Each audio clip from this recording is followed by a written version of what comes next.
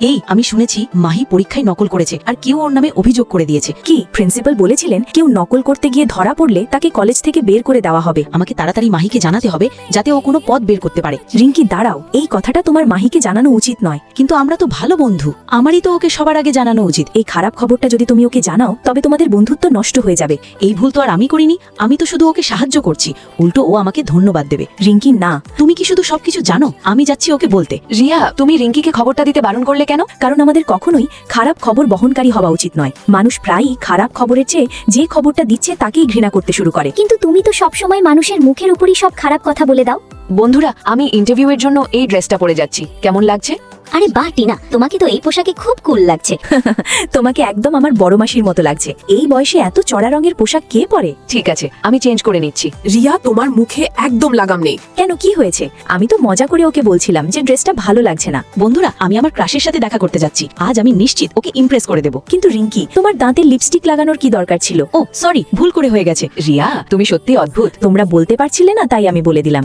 রিঙ্কি, তোমার period leak হয়েছে। ও sorry, আমি এক্ষুনি পরিষ্কার করে দিচ্ছি। রিয়া, এমন কথা তুমি এত খোলাখুলি ভাবে কিভাবে বলতে পারো? তো এতে লজ্জার কি আছে? মেয়েদের পিরিয়ড নিয়ে লজ্জা পাওয়া উচিত নয়। রিয়া একদম পাগল। রিঙ্কি, এবার তো তুমি খুশি তো? আমি যাচ্ছি। কিন্তু মাহি, আমি তো শুধু তোমাকে খবরটা দিয়েছিলাম, এতে আমার কি দোষ? তুমি খবর দাওনি, তুমি এই দিনটার জন্য অপেক্ষা করছিলে। এখন মজা করো, কিন্তু মনে রেখো সময় সবার বদলায়। আমি তোমার উপর নজর রাখবো। মাহি, আমার কথা তো শোনো। মাহি, আমি তো মাহির ভালো চেয়েছিলাম, তবে এমন কেন হলো?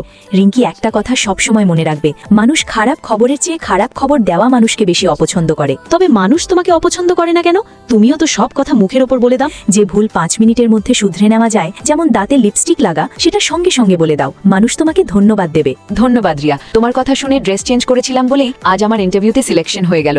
আমার সামনের মেয়েটাও ওই লাল টি শার্ট পরেছিল, ও বাদ পড়ে গেছে। থ্যাঙ্কস রিয়া, আমার দাঁতে লিপস্টিকের কথা বলে দিয়েছিলে বলে আমার ক্রাশ আমার খুব প্রশংসা করেছে। দিনটা আমার দারুণ কাটলো, নইলে ও আমাকে পাগল ভাবতো। ধন্যবাদ রিয়া, আমাকে পিরিয়ডের কথা বলে দেওয়ার জন্য, নইলে আমি ওভাবেই কলেজে চলে আসতাম। তুমি খুব ভালো। আচ্ছা ঠিক আছে, যে ভুল সাথে সাথে ঠিক করা সম্ভব সেগুলোর কথা জানানো একটা বড় সাহায্য। আরে বা রিয়া, তুমি তো সত্যিই খুব বুদ্ধিমান। আমি এক্ষুনি গিয়ে মাহির কাছে ক্ষমা চাইছি। আমাদের কথা বলার সুযোগ খোঁজার চেয়ে বরং কখন চুপ থাকতে হয় সেই বুদ্ধি থাকা জরুরি। আমি যদি ঠিক বলে থাকি তাহলে লাইক সাবস্ক্রাইব করে কমেন্টে বলে যান।